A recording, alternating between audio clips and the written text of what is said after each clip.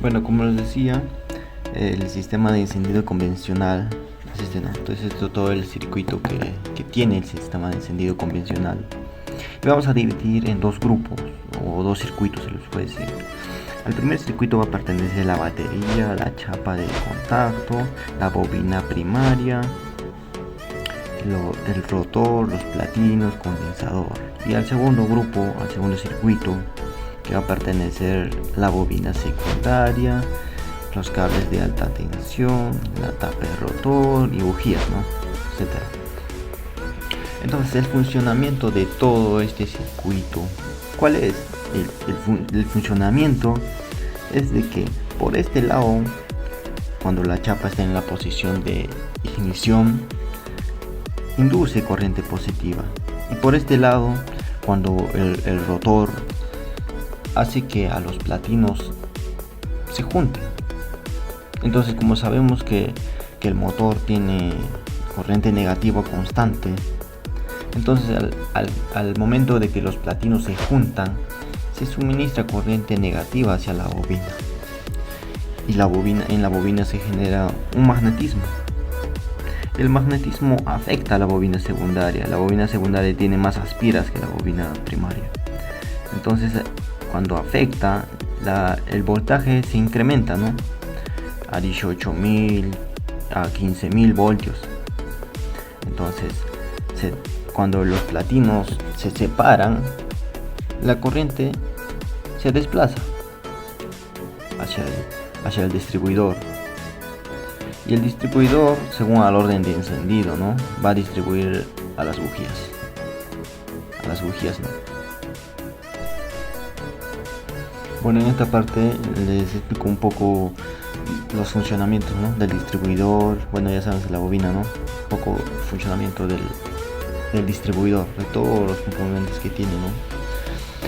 Primero importante es saber que tiene un eje. Ese eje siempre va a ir anclado, sincronizado a la bomba de aceite o al árbol de levas. Como les venía repitiendo,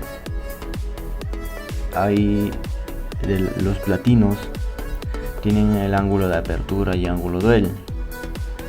Ok, entonces acá en esta parte superior, cuando el rotor está girándose constantemente, es como esto, ¿no? Les voy a explicar. El ángulo duel es como esto. Son dos platinos, uno es un platino móvil y el otro es platino fijo. El platino fijo siempre va a ir anclado, ¿no?, a masa, y el platino móvil es el que manda, ¿no?, el que suministra la corriente negativa hacia la bobina. Entonces, cuando el rotor se encuentra en esta parte de la esquina, empuja a los platinos, hace que se junte y se suministre negativa hacia la bobina. Entonces este se le conoce como el ángulo duel. Y cuando el rotor sigue girando, se separa, y este es más conocido como el ángulo de apertura. ¿Ok? Es cuando se separa, ¿no? Y bueno, otra parte muy importante acá, que es el condensador. Su función es, cuando los platinos se separan, absorbe toda la corriente que hay en esta tensión, para evitar ese chispoteo, ya que los platinos se encuentran a una separación mínima, ¿no? Entonces absorbe toda esa corriente. Y la otra parte muy importante que tiene el distribuidor es esta parte, es un diafragma, ¿no?, que el carburador, cuando está en altas revoluciones, induce aire por acá. Entonces hace que los platinos tengan una menor separación, y eso ayuda al motor, que cuando está en altas revoluciones adelanta la chispa. ¿Okay? Es una parte muy importante. El objetivo de la bobina es incrementar el voltaje, ya que la batería tiene 12 voltios. Entonces incrementa el voltaje para las bujías, porque las bujías no son un buen conductor de la corriente, ya que son de hierro. Pone de hierro debido a las altas temperaturas que se genera dentro de la cámara de combustión, ¿no?